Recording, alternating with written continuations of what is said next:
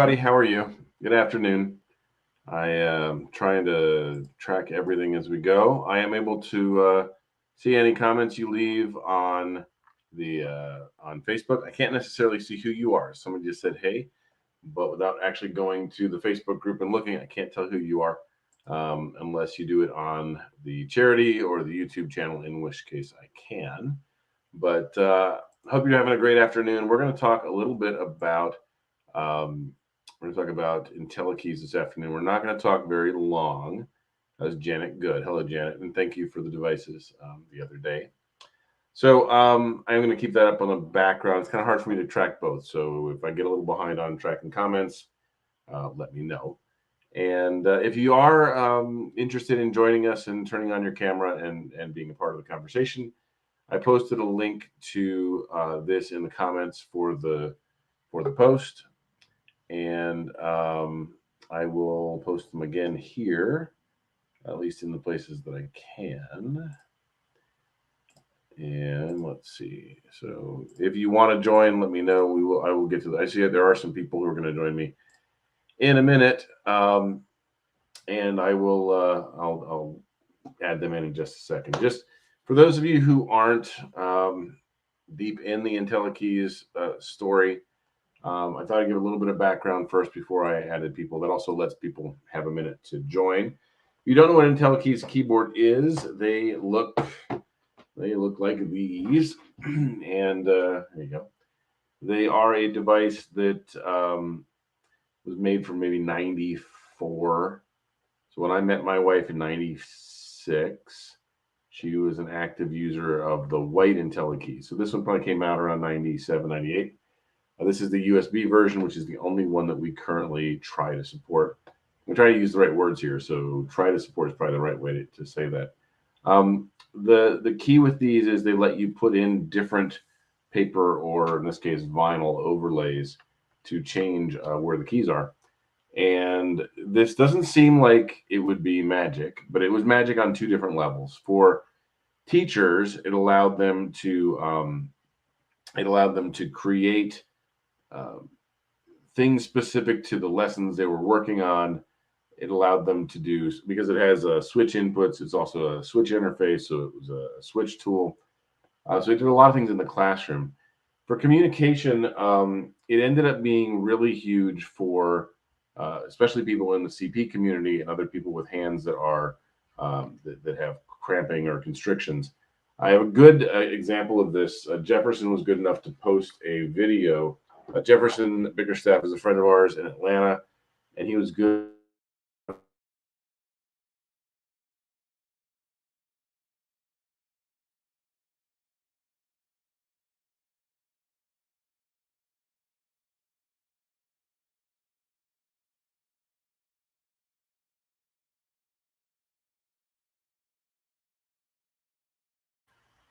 I can go back to me. Let's try it without my video. All right, we'll do this for now. So Jefferson posted this video on YouTube. I'm going to mute it and just play it for a second. So here you can see Jefferson, who has cerebral palsy, is able to independently type on an IntelliKeys keyboard because his hand can glide over the key guard and be able to push his fingers into the buttons that he's trying to get to. And there really, even to this day, there isn't a tool that is effective at that for somebody with the kind of motor challenges that Jefferson has. It turns out that it's just not nearly as rare as we would hope it would be. So the CP community learned pretty, cerebral palsy community learned pretty early that this was a tool that would work for them. And there are people who absolutely have used this since, let's say, 2000 as their primary tool for communication. And unfortunately, the company that made it, IntelliKeys, sold the company to AbleNet.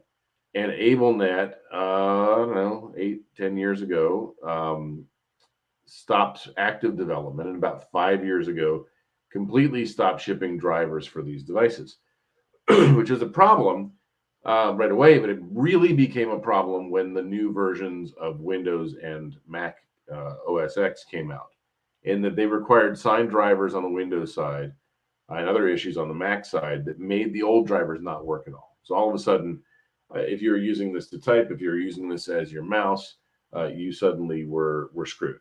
And there's no other way to say that. You were screwed.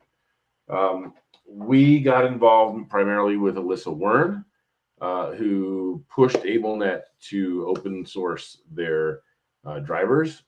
They did, but the way that they did it was they literally just handed AT makers the driver code and said, good luck. We were able to reach out to some old folks from, who is that? Who's saying that? Ron. Okay. Well, Ron, I hope you can either join back or you can just type there and I'll see your comments. So we were able to get some of the old folks from IntelliKeys together, who didn't know that old, but developers who did this a long time ago.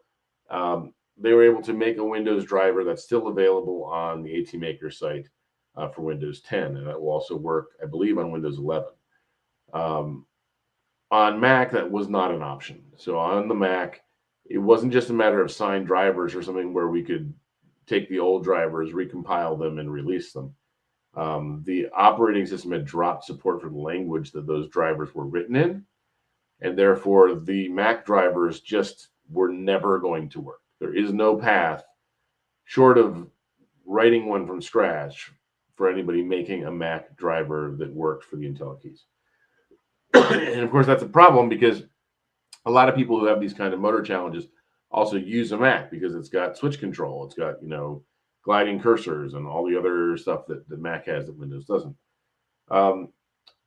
We then got involved. We got a little bit lucky. We posted the driver code up on GitHub. A member of the open source community, GD Sports, basically reverse engineered it and made an Arduino driver for this for one of these devices. We were able to take that and turn with their help. We were able to make an adapter, that looks.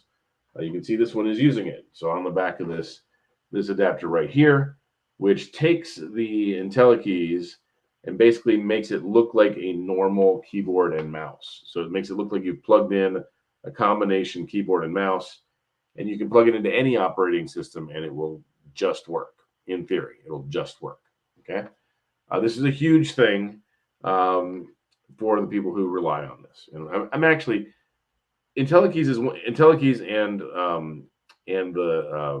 the Freedom Wing are two areas that I'm incredibly proud of what we've done with this, and incredibly frustrated with where we are with it and the things that we haven't been able to do with it. So this made it so that people like Jefferson could type again, and that's huge. Okay, and there's folks here. Debbie Webb is here. She's going to join us. There's people who I think would agree with that this is a really important device. I designed it, wrote the software to make it work. But I worked with Roaring Riptide, Leanne Brewster, and Dan Frank's old group in Gainesville, a robotics team, to have these made, so assembled, tested, delivered, supported. The robotics team did a fantastic job doing that. They've done that for, I think, 4 years, might be 3 years. But I think this was going to be their 4th year doing this. The problem is, that's not really a sustainable way to do this. Relying on high school kids to be the only source of assembly, delivery, support for these products for free as part of their outreach. Wonderful for the kids who did it in the beginning. At this point, these kids who are now doing the support never did the engineering, never came in contact with the end users. They're just basically shipping things and taking phone calls on a product that they don't know. And it's not, they need a new project. They need a new challenge, and we'll do that with them. We need to get this off of them. It is not fair for them to be responsible for this kind of delivery. So that's been where we've been. I think a lot of you already knew that, but it's good to bring it back and revisit the history here briefly. So right now we're kind of in a gap. We don't have the commercial support up and running yet. I don't don't want to talk about, I don't want to kind of announce who that is without getting their okay, because I don't want you to start asking them for support yet when they don't have the tools they need to do the testing and the deployment and things like that. So it has really come down to me, and it can't just come down to me, right? I'm happy to do it. I'm happy to do it, but it can't. That then depends on me not having a life turned upside down, which sometimes happens to all of us, right? So that's where we are right now. I do have some things to kind of show you and give you an update on. I suppose I should go ahead and add. But I'm obviously not in my workshop. I'm in Pensacola visiting my granddaughter. It is her birthday tomorrow, a birthday party tomorrow. But let me go ahead and add the folks that I have. We have Debbie Webb, James. I think that's James Kissel or Keisel. I don't know how you say your last name. I don't. You are muted, sir. That's you. You have it. And Ron Nelson. Hi, Debbie. How are you? I'm good. Can you hear? I can hear you just fine. Okay, Blair, my daughter's here too, the IntelliKeys user. How are you, Blair?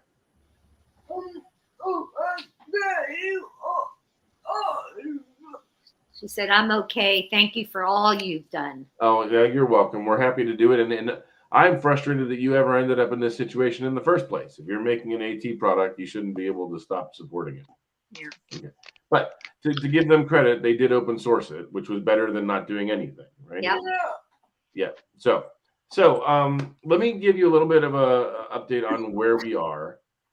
We have made several different versions of this. So the device that, and I have a long video on all the versions of USB filters and what that approach should look like.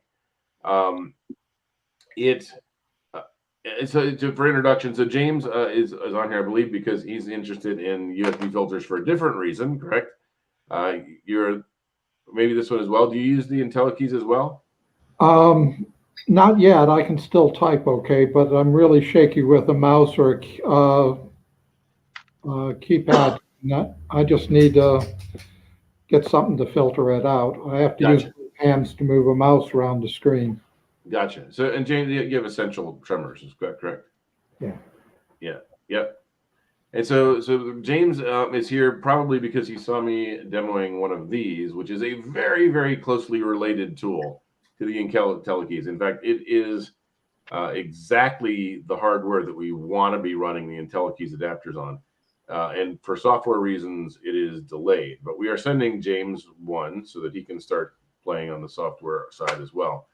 The first version of these, and let me see if I can switch this to this view just for a second. So this is the original version of this. It has two trinkets on it. One of them works to be the HID interface, the keyboard and mouse interface to the computer, and the other side does the old protocol that the IntelliKeys understands, and it does just a basic translation in here and converts from one to the other. These are inexpensive chips. Each one of the two black chips is about $8 or so, $8 to $9, depending on which day of the week you buy it, and what code you're using, that kind of stuff. So this has been working, and this is like Debbie, and I'm sorry, Debbie's daughter. I don't remember. She just told me what your name was. Maybe one of you gentlemen remember. Blair. Blair. I'm sorry. So Blair, this is what's in the one that you got. Okay. Mm-hmm. All of the ones that we have shipped, except for one, have this board in it, and the one that I shipped that has the new board in it came back. So we are probably going to keep shipping these for a little bit. They work. They work fairly reliably. I will show you how to do a little bit of troubleshooting on these going forward. But they're not what we would really like to use long term. The biggest reason is that this really only has enough memory to support this overlay.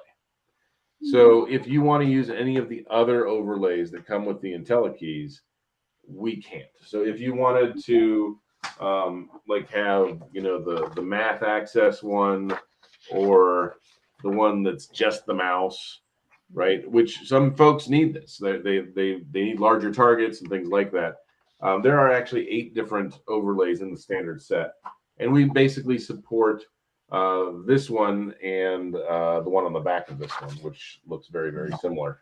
So the QWERTY one and the web access one are the two overlays that we support. So because of the amount of memory on that little chip, those are the only two. We can only support two at a time, and those are the two that we chose. And I think it's safe to say that for most folks, let me get the sticker off of Blair's head here. Sorry. So for most folks that we support with CP, those are what they rely on. Yes. Debbie, does that sound right? Yeah, she just relies on the QWERTY and the web. And one of the big reasons for that is that that's what has the overlays, not the overlays, the key guards. Right. The key guards match those two. Okay. Yeah. So they do work. They work well. And then when we have troubles with them, they seem to be having trouble with one particular problem, which is that because this solution relies on two boards, the boards can get out of sync. So what happens is that the one connected to your computer takes longer to start up than the one that connects to the keyboard. And you've got to basically reset the keyboard one in order to get them back in sync. And we don't really have a good solution for you to do that. I can show you how to do that. But basically, if you power it up and it's not doing anything, but you have a pink and a green color, and your shapes might be the opposite, but if you have a pink one here for your Mac side and a green one here for your keyboard side, if you reset the green one by putting a pencil in there and leave the other one alone, but hit the green one, very often you will get that working again. That's not a good solution long term, and I totally get that, right? But I do want to make sure that you know that is something you should be trying if you've got issues with any of the ones that we send you that look like this with the two boards. And Bill, can I ask a question? That's only if you see both the pink and the green, right? Yeah, if you see anything blinking, if you see anything blinking or if you see anything that's not on, either of them aren't on, then you have a different issue and you have a problem with the board. Okay. If they're blinking, there might be a way to reset them. But if either side is completely dark, then there's definitely a problem with the board. Right. Okay. So I'm happy. So right now, what I have done, just to give an update to kind of on inventory, in order to get us through the gap, I went and I made 8 of these, and I made another 8 of these, which are a very similar board that just has more memory on it. So that these should get us through this gap. There are some. I'm going to talk to more technical folks like Ron here about this one in a minute. But Debbie, I'll be happy to send you one. And I wish Leanne was on. She may be able to comment in as well. Let me see. So weren't the colors different with PC and Mac? Yeah. So we have yes. So the colors are different for PC and Mac. The it's green and blue for the PC, and it's green and pink for the Mac.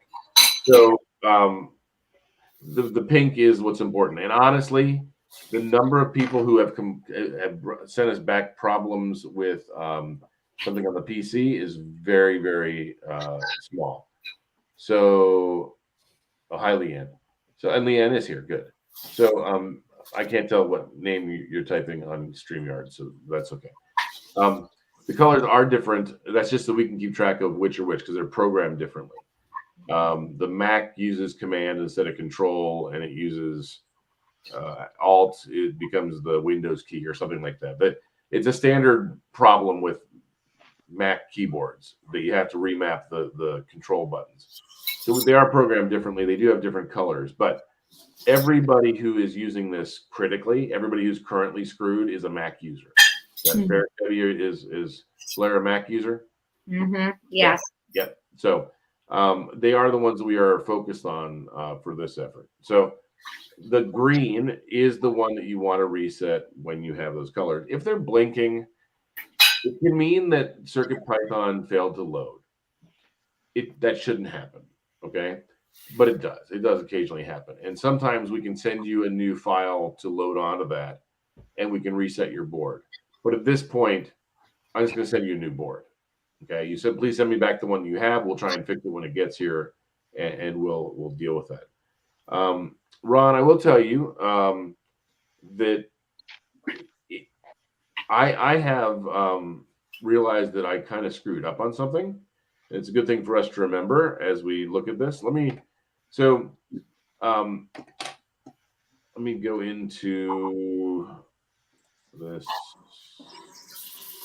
All right. So this is a really simple solution to this, right? So here's the newer version of the schematic. Oh, let me turn off these, right? So all these things have is a trinket. In this case, it's got a cutie pie. I just need to run a line from the reset line to one of these GPIO pins, so that the CircuitPython one, when it detects that it's not getting any responses from the IntelliKeys, can just reset the trinket, right? Yeah. Right. So, and I should have known well enough to do that, but I didn't, right? But certainly as we go forward, we need to remember on all of our boards that if we have two microcontrollers, and we will on some of these things, we've got to remember that the master, the one that connects to the PC, has to have the ability to reset the other one automatically, right? Mm-hmm. So I've sent this one to PCBWay. It looks very similar to the one you guys watched me manufacture the other day on the time lapse thingy. So it holds the cutie pie on the right hand side. It holds a trinket on the left. And the real difference is that there is one additional trace here.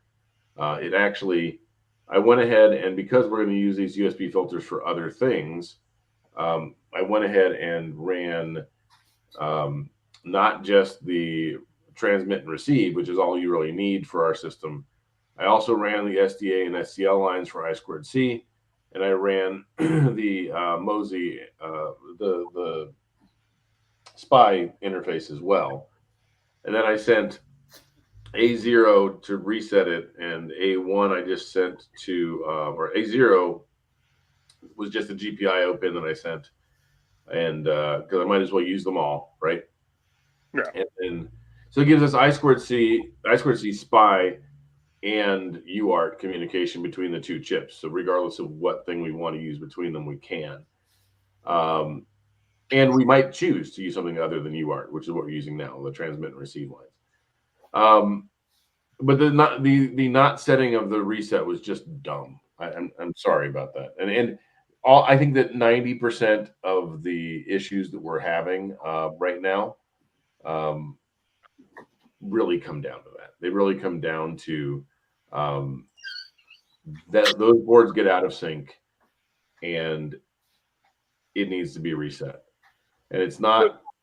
Go ahead. Could we solder in a jumper? The ones that come back. We can. So on the ones that come back, we can solder in a jumper.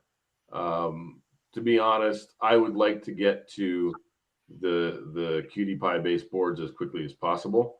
So Okay. what I would like to get to is I'll solder a jumper for the ones that I've already made that don't have that trace in it, of the new ones. But on the old ones, I would like to take these and simply retire the two trinket boards as soon as we are reliable. Okay. And the reason is that the Cutie Pie boards have so much more memory. So to make these work, I had to make a custom version of CircuitPython that had baked in HID and did all kinds of goofiness, which means that it's not running an old version of CircuitPython without all the bug fixes. And so it's not a good solution. This one runs in normal memory, so I'd like to get to it as quickly as possible. In reality, and James is here for this, we would really like to get to this, right? So this is the long-term solution of this. It is another USB filter, but it only uses one board. It uses one board, so there is no getting out of sync. It is always on. If it's on, it's on. If it's off, it's off. There's no chance that the peripheral side, the keyboard side, comes up faster than the computer side and gets out of sync. So we would like to get to this, but the software is not there yet. The reason that James is on is that I owe him this one, or one exactly like it without the green headers. In your case, Ron, I'm going to send you a handful of those boards, but I don't have any more of the A jacks. So Okay. we need to get some jacks. So as far as what's different between these things, so that's what we have in terms of inventory. There is a big video on what the different versions of these do. Feel free to go back if you really care about what these USB filters, and these are all just USB filters. Okay. The big difference is the memory. There are also options on this version that instead of using an RP2040 on this device, we could use a ESP32S3, which would give us Bluetooth or wireless interfaces onto the IntelliKeys. So if we wanted to get an IntelliKeys to talk Bluetooth to an iPad or something, yeah, that is probably possible with this design. Just swapping out this RP2040 for an ESP32. In fact, I've got one wired up that way. I think. I'm not sure. Maybe. But you can't. They're pin compatible. We can do that.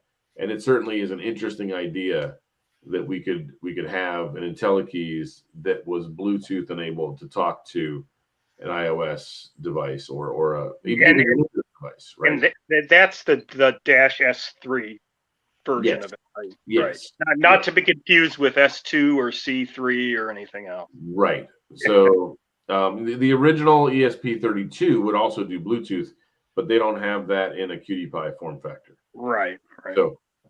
So it is a very interesting concept to be able to say, if we put one of these, this is the S. Wow, I'm old. QT Py ESP. This is the S. This is the S2.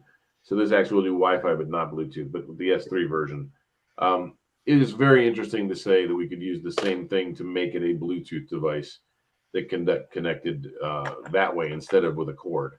There are some people who would think that was magical, right?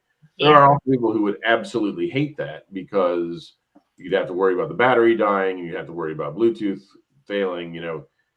The wired USB connection is a very reliable solution compared to Bluetooth. Okay. The other differences here, the new device can handle all of the standard overlays, which I showed those before. That's not critical, but I do think we would find certain people use this just as a mouse, right? That's the one thing I think people would use. The only overlay I think that we would get used would be this one, right? So if somebody with only gross motor function wanted to be able to move a mouse and got a key guard made and had very, low granularity of motion, this could be a very useful tool. From what I've seen in the CP community, that they do very well with, the users do very well with this one, which already has a mouse built into it, right? With the QWERTY and web access, right? So this will move. It's moving my mouse. You can't see it, but this will move my mouse just fine. Alyssa Warren is here. Join us, Alyssa. How are you? Sorry, I'm late. Yeah, it's okay. I was actually explaining what you did to get this mess started early on in this. As far as where we are right now, I guess let me bring you up here. So say hi. This is Alyssa. She's an OT from Gainesville, and honestly, Blair, she is the reason that you have a working device. Okay, so she's the one who pushed so hard that it finally got done. Fair? You're quite welcome. You're quite welcome. It's definitely a labor of love because I know that for some people it is the right thing. Yeah. And so one other thing to mention. So nobody here is compensated for any of this, right? And that is not a complaint. That's what AT Makers is about, is a charity, right? But that's also a problem in that this is a product that is no longer something custom that we're making for 10 people, right? There's hundreds of people around the country who rely on this device to do basic communications. And I will tell you, Debbie and Blair, and everybody else who's listening to this and a CP user of this in a situation like Blair, long term, we should be finding other solutions for your communication, right? Because in addition to the fact that this device is going to stop working occasionally, the actual keyboards are going to break, right? So I don't have anything to recommend for you. Alyssa, do you have anything that does for a CP user like Blair? So the only other thing that's semi-comparable is they make, and I'm going to blank on the vendor's name right now, of course, Big Keys and Big Keys kind of alternatives that have key guards with them. Yeah. You know, it's kind of an apples to orange comparison, though. It's not exactly what the IntelliKeys does. Yeah. You know, and we can talk offline too if there's something specific about an IntelliKeys that works and another way to make it work, make something else work. There's just not anything quite like it. So again, I think, like Bill said, you know, we have a plan for the now, but we need to plan for the future too. Yeah. Yep. So, and I'm Debbie, I'm open to suggestions on that, and we are happy to push. We have pushed before, right? We can push again. Right now, I think it's Adaptivations who makes the Big Keys. Yeah. Let me look real quick. There's a couple of vendors that make things similar. Well, you know, Jonathan Eckrick is one of the people who listens to us on the AT vendor side. Maybe we can remind him that there's still a urgent need for this, right, in the space. He runs Adaptivations. There are others in the space that we can help try and get another set of eyes on it. In the meantime, I'm going to find somebody said Green. Yeah, Greystone Digital is the parent company for Big Keys. And then there's, I think, Adaptivation may be a supplier. Yeah. And then there's another company that I will find probably right after we finish this video that makes a similar product. Again, similar, but more keyboard-like than IntelliKeys-like. Gotcha. Well, it is certainly, I mean, I showed the video before you got here, Alyssa. This one, I think you remember this one. Yep. It's a very good example of why this works so well, right? Because as you can see with Jefferson, he can glide over the keys and then push his finger into the hole when he needed to access it. And that's really what we need to be able to find, is a device that has that ability to keep your hand off the keys as you're moving and only activate when you intentionally do something like slide it into the gap in the keyboard. Right? Blair, you agree with that? Yeah. Yeah. Yep.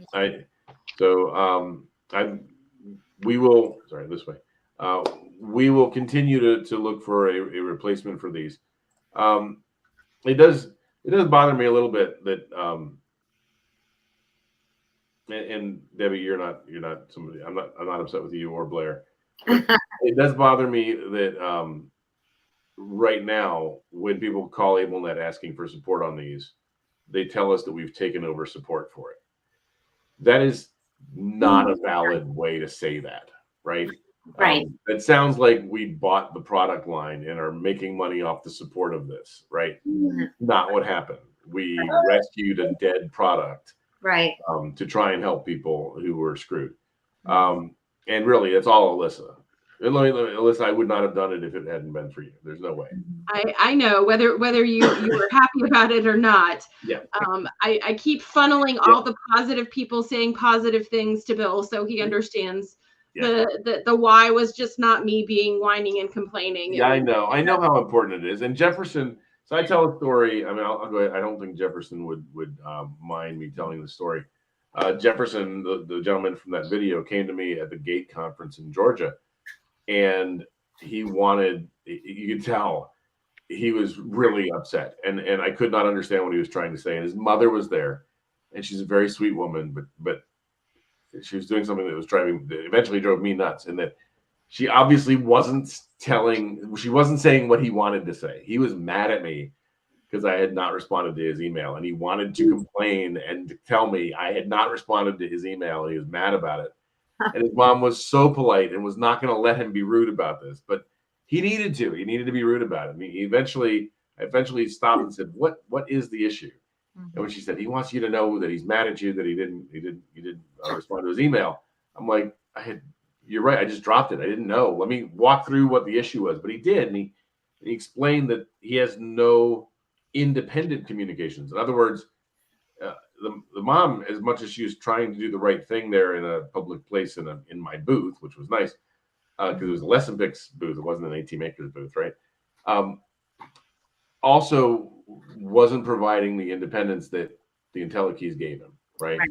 Right. And that's why this is worth doing, and it's why I continue to do this. It is also why. Danny is there. Danny from BRC is here. Hi, Danny. How are you? So I think Danny may use an IntelliKeys. I think he's obviously a PRC user, but he may use one as well. But it is also something that I don't want this resting on teenagers, right? That's not. I'm delighted that they did the work that they did. I'm delighted that they earned. So he's not a IntelliKeys user. He may know Jefferson though. He lives in Atlanta with him. So I don't think it's fair to put any failures here are mine, not Riptide's, not the high school kids. We can't do that, right? We can't blame this on high school kids, and so these at this point are mine. The next thing on my list is who's getting these. So I do need Leanne to send me or go through the list. I can do that. Yeah. Alyssa, you can do that. So what I need are not people asking for a second one, not people trying to get a new user on it, as much as that might help that new user. I'm talking about existing users currently screwed who want a first device. And Debbie, this is why your first question of me about I want a backup device. We dropped that. That was before this one failed. I know. Very convenient. Very convenient. I had my husband take it off to send it to you. Yeah, no, I believe you. I know. There's no doubt about it. Nobody would fake that. Besides, Blair would kill you if you told me I was Right here, exactly. So we have people who are saying things like we have some IntelliKeys. So don't pitch them. A lot of people have pitched their IntelliKeys. We do have enough for what we need right now. If you don't have someplace to store them, send them to Alyssa. She will tell you where to send them. If you do have a place to store them until we tell you where to send them. And I'm not sure where that's going to be right now. I have about a dozen boards, and not the adapters, the actual keyboards. And about, I would say 90% of them still work, Alyssa. When they show up, when they made these things, they made them like tanks. They are a very old technology. They use an easy USB device as the USB side, which is, I don't know, Ron, if you were in this game when that came out, it's ancient technology. They have flip-flops, actual literal flip-flops. Yeah, Ron and I learned about flip-flops as an abstract thing that you learned about at the beginning of programming courses, but these have physical flip-flops in the device. It's a riot. Are they TTL or CMOS? I've never measured the voltage on them, but I know they're 8x. I thought they were memory chips. Turns out they are 8-gang flip-flops, JK flip-flops, which is just absurd. So, Danny, there's a link I posted in the beginning if you want to join us. It's very top of the comments. So so yes, how do I zoom on? There you go. So I need to get the list of folks. Obviously, Blair, I will send you one. Your mom has already sent me your contact information where to send it. Now, James, I am not going to send you one of these current ones. What you want is the RP2040 board with the 2 resistors and the jack. Is that correct? That's what he wants. Yeah, you're muted, but yeah. So the reason that James wants that is that this is currently stalled.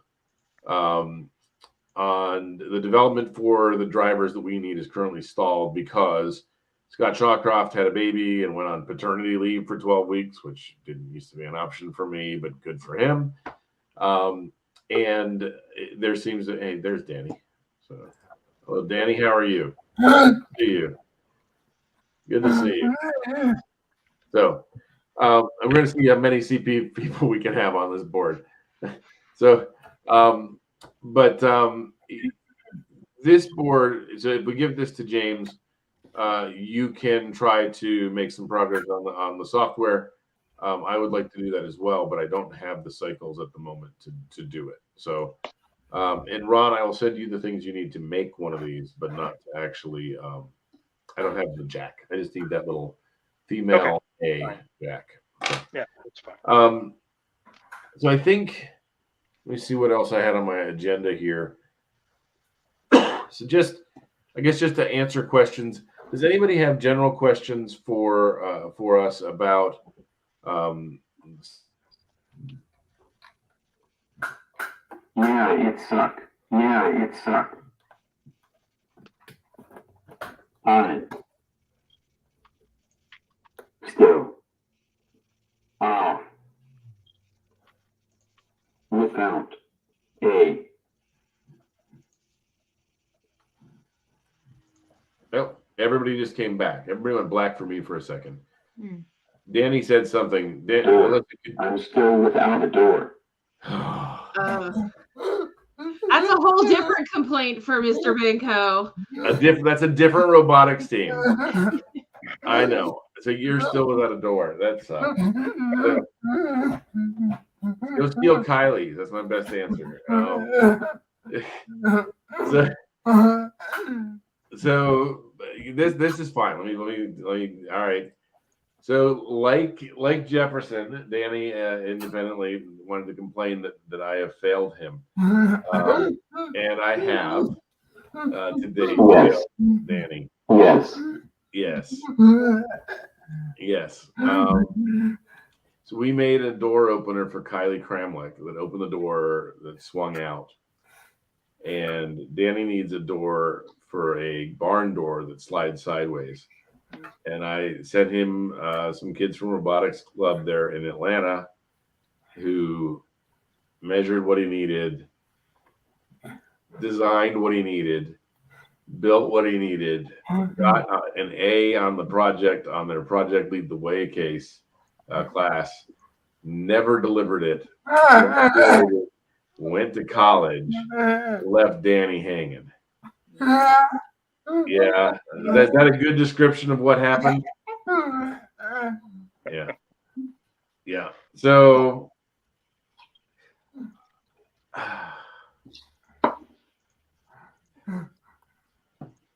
I will see if so the last thing I did was I reached out to their parents to try to get the device for you. And I thought the next time I go through Atlanta, I would stop and install it, but I have heard crickets from them. I will see what I can do. That's all I can promise. I know. I suck. It's things like this that are they're heartbreaking when it happens, right? And it always and listen. I mean, AT Makers comes down to me one way or the other, eventually. So it's all on me. We're not going to blame that. We can blame that one on the robotics kids who did it, but that wasn't a team. That was just 2 kids. But we will. I won't forget about you, Danny. I promise. So, all right. Any other questions that you guys have about Blair? Do you have a question? Looks like you're. I'm wondering how to contact you directly. Well, my email is bill@atmakers.org. And it's pretty straightforward, and I do read it. The last month or two, I have been completely underwater. So what I would like to do is to get this to the point where I can direct you to somebody who commercially is making these. Yeah. And I think everybody agrees that would be a better plan. Yeah. The guy who might take that on might be listening.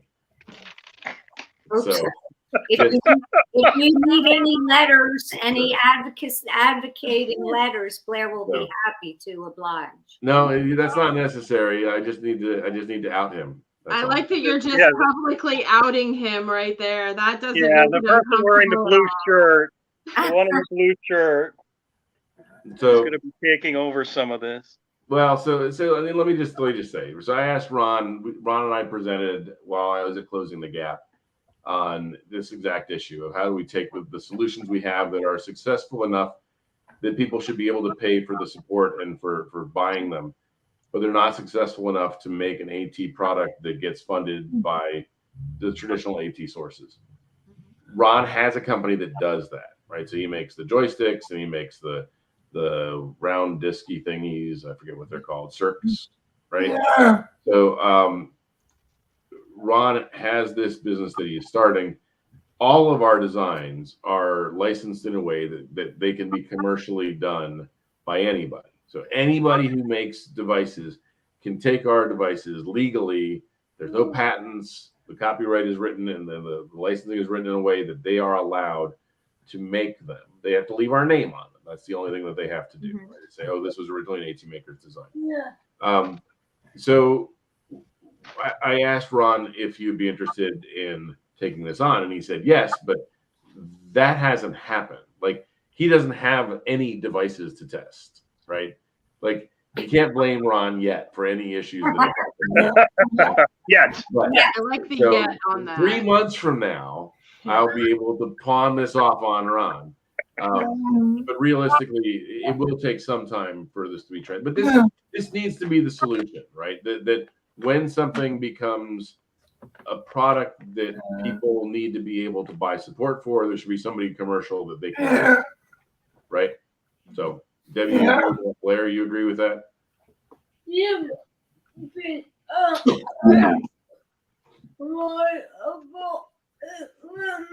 Yeah, because I've tried other equipment and nothing works. Nothing works. I know. Yeah. I don't. And if that wasn't the case, sorry, this one. If that wasn't the case, we don't want to be inserting ourselves into the AT supply chain where we're not needed. Right? We want to go in when we are needed, and there's no doubt that IntelliKeys is something that you guys have been abandoned by the AT industry. That's not just AbleNet; it's nobody has stepped up to fill this gap, right? AbleNet did open source it, so I'll give them a lot of credit for that. In fact, they're one of the very few who has ever done that. So as much as it bothers me how they end of life this product, I will give them credit for releasing it. Which allowed, without that release, we couldn't have done the adapter at all, right? Yeah. So, but it is certainly something where, long term, we would rather not be in this situation. Mm-hmm. So, what we would like to do, just to be positive for a second, right? So the hardware is something that we absolutely would like to be. Back to me. So this hardware is magic. And I have a whole video that you can watch on this, but this hardware, any of these three, I don't really care. Any of these three, or here's another one, any of these four, all four of these devices are simply devices that take in USB, perform some kind of a transformation, and put out USB, right? So they take in a mouse, they add attenuation to it, and they put out a mouse, and they make exactly what James needs, right? They take in a weird IntelliKeys keyboard, put out a standard keyboard and mouse, and they make exactly what Blair needs, right? There's lots of situations where the hardware doesn't change, We need something that takes in USB, applies some form of transformation, and spits it out. And so that's why somebody like Ron is in a good situation where he can make the IntelliKeys keyboard adapter, but it's the same hardware that's going to make James's, tremor reducing mouse filter, right? So it is a good opportunity here to be able to make different solutions based on the same hardware. So hopefully that will expand over the next. You could make a gamepad that acts like a mouse for somebody, right? There's lots of opportunities for doing things like that. So it's another reason why the charity will remain involved in this, because we are looking for new solutions to new problems. Now we have an existing solution to an existing problem that needs to be commercial, right? And Ron, I'm sorry I outed you that way, but you could have run. You stayed the whole show. I don't run away from problems. Not big. Yeah, right. Well, and in the long run, you want people knowing that you stepped up and took this one, right? Right. Right. And one thing I want to mention when Bill says commercial, you aren't talking to any big company that's going to charge you $200 for a push button. I'm a one-man shop, one-person shop working on this stuff. Honestly, I just got into it within the last year, and I just loved working on this ATEX stuff. I've been focusing on joysticks, partially because of liability, partially because that's where I started out with. But I just love making this stuff, and I consider myself a very small scale manufacturer. So I'm, Apple wants to sell 1 billion of an item. If I sell a dozen, okay, it's not enough to live on, but if I sell a dozen of this and a dozen of that and a dozen of this and so on, it makes a big difference. So yeah. So I stuck your stuff up next to you. Oh, how exciting! Yeah. So actually, he's made a lot of designs based on stuff that we've done, right? Or that in some way came out of requests on the AT Makers board. Yeah, exactly. I mean, that's how I get all my good ideas come from the users. I mean, right. I need a small controller. I have tremors. I need a gyroscope joystick. It's all from users. Right. So anyway, so I think this is going to work. I really am actively working to change this. I keep saying that, and it keeps taking a little longer and a little longer. Debbie, I can ship. I would have shipped yours out today, but it turns out it's Veterans Day. Yeah. So I'm going to try and ship it out tomorrow. Same thing with you, James. I will try to ship yours out tomorrow as well. Ron, I will try and ship yours out tomorrow.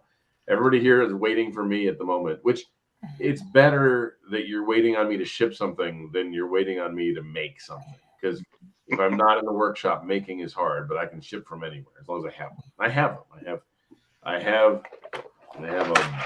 I have a box full of IntelliKeys adapters. So Alyssa, will you make sure you touch base with Leanne? Get me the top 8 people who need these now, and I'll get these in the mail.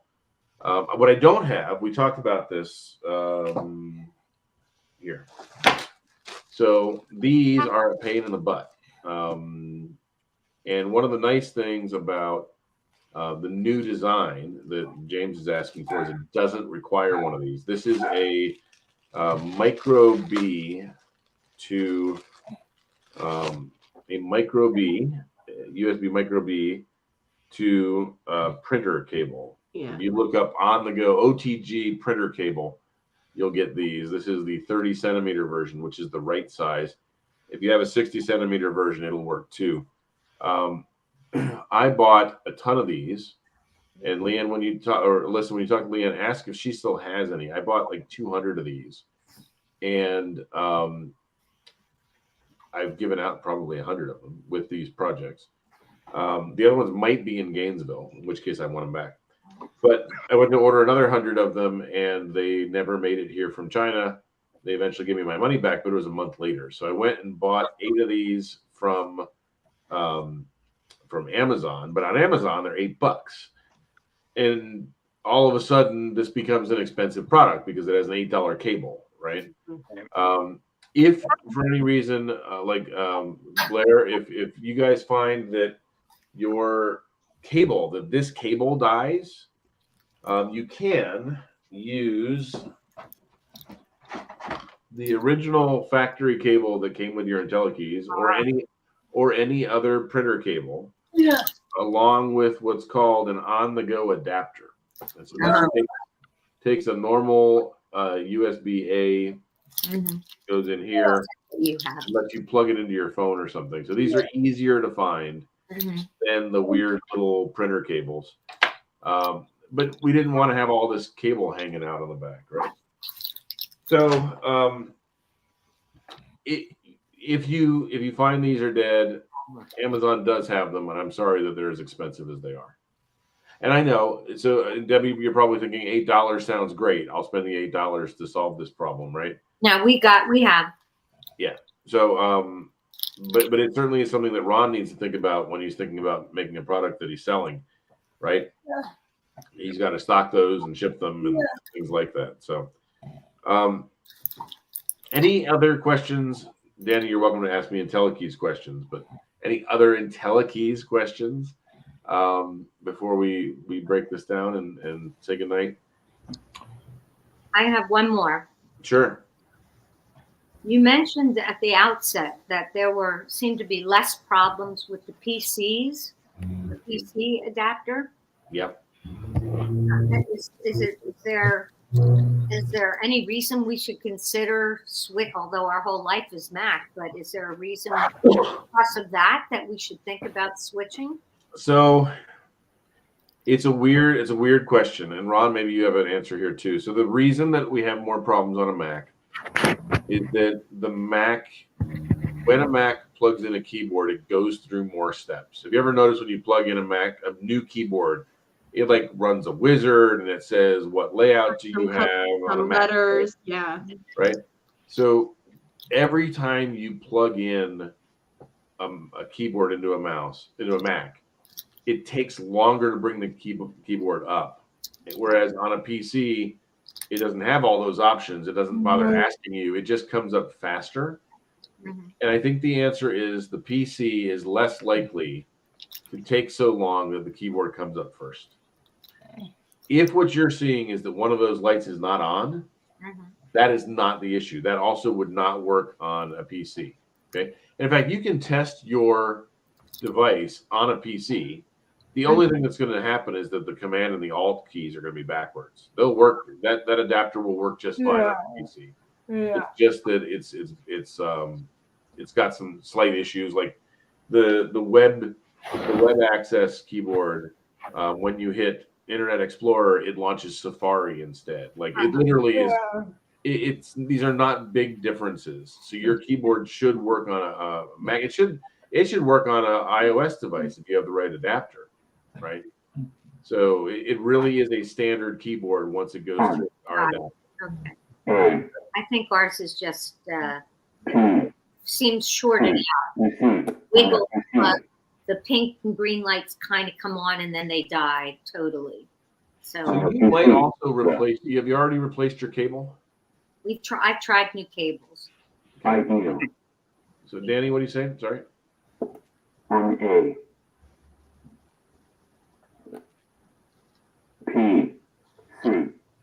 PC. IT.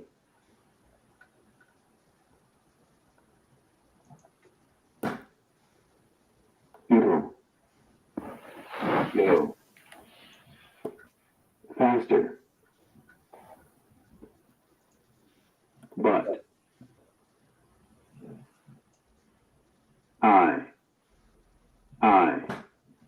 E.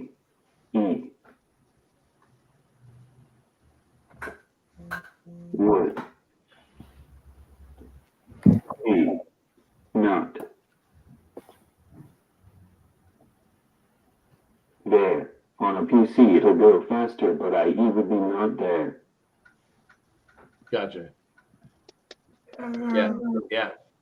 So I think that is the difference. It's a good question, Debbie, but I think that should you switch off a Mac? No, because you're gonna lose switch control, you're gonna lose the gliding cursor, all these things that Windows should support but doesn't are Okay. gonna be gone if you do that. Yeah, it'd be different if, that was the only Mac that you had still in your ecosystem and but because your entire ecosystem is iOS or Mac OS based, it doesn't make sense to switch off of that for the sake of this when we have another solution, right? If we were like, I don't know what else to do to make this work for you, but because we have another solution, and we very much were in that situation, right? So when we came out with Windows drivers, people were asking us for a Mac driver, and the answer is we can't make a Mac driver. We can't port the existing Mac driver to the new operating system. It's not possible to do that.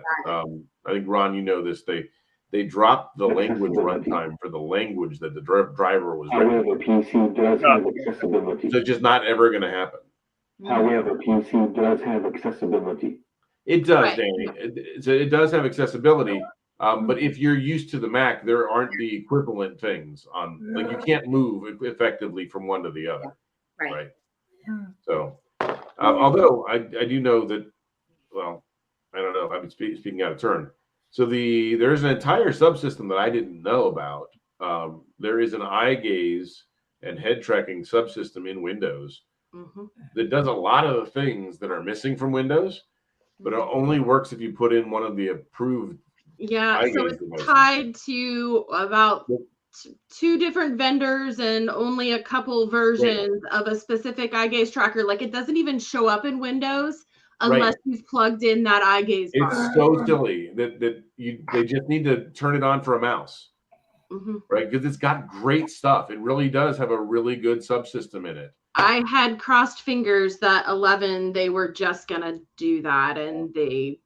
I've had conversations with the people on that team. I think they would like that too. So. Yeah. Anyways, so yes, you're absolutely right, Danny. There are accessibility features in Windows. They don't map directly if you're already a Mac user, right? So, all right. Anything else, Blair or Debbie? I don't think so. Thank you. You and hopefully Ron, we can thank you in advance. And it's lonely here, Ron. I just wanted I wanted a friend. I know. I'll blame you, Bill. Yeah. Blair's just dead in the water right now, being able to work or do anything independently. And so, are you in the Northeast? Where are you? We're in California. So I'll email you because I also want to. I want to make a donation to AT Makers too. You are. We would love any donations that people make, as long as they realize that they have to be independent from getting the device. Right? You can't buy the device. That has nothing to do with the device. And I don't know if there is a way, given the situation Blair's in. Is there any way we can pay you to overnight? No. Okay. I will UPS. I will U.S. Postal Service 2-day it. Okay. Thank you. So I always, that's how we always use these little prepaid boxes. It's way cheaper than UPS and FedEx, and it's only 1 day slower. And I will do that. And I'm going to send you back the adapter that's not working. Yep. And where should I send it to? So the address that it comes from, I'll send you where to send it. Okay. Very good. Just email me. Thank you. You know, I wonder, Bill, is it worth sending it to me as part of my getting up to speed with it? You and I can talk about that offline before I send it out. Okay. Okay. I'll tell you that it'll either be my address or his, and we'll. Okay. All right. Thank you. Thank you all. Yeah. Very No problem. much. James, did you have any questions on this? Sorry, just one. I need a little bit of a pointer to where the software is for the current state device. So I got something to start off of a base. Yeah. So for what you're doing, the only version that works right now is so let me put this over here. Put this on. Yeah, So live. James is asking about a different Oh. Hold on a second. So IP 2040 ESB host PIO. So this gentleman right here, and I can send you a link to this. Here, let's turn this off like this. So this gentleman, I think he's in Japan. I know that he speaks Japanese. Yeah. And so he put together the best example. The best starting point for you is right here. Okay. So The link, Bill. was that? What'd you say, James? Just send me the link to it. I'll never ever remember exactly what you got. PIO. Yeah, I will. So I'll tell you what. I'll post it in the comments right now. Link to USB host on RP 2040. I just posted the link in all of the chats, and that will get you there. That is where I would start. So what I have done so far to make this work at all, and so this is this guy right here. I have taken that code, loaded it on here, made sure that the pins were correct, and then I added the filter code. So I can send you what I did, but that's pretty straightforward. That's really just code that says add add a logarithm to the motion. So I took the log of the motion was the best way to do it, and pass it through, and that worked really well. So I can send you that little snippet of code, but my first thing would be if you don't get that running and just get it to recognize a mouse, that's step one, right? Everything else after that comes after that, right? Exactly. Okay. All right. So that is where you would start with that. Ideally, what I would like to do would be to have the CircuitPython folks incorporate that has already been, that code that I just sent you has already been incorporated into Tiny USB, which is the stack that CircuitPython is built on.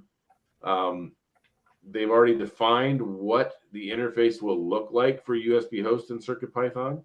It matches just fine.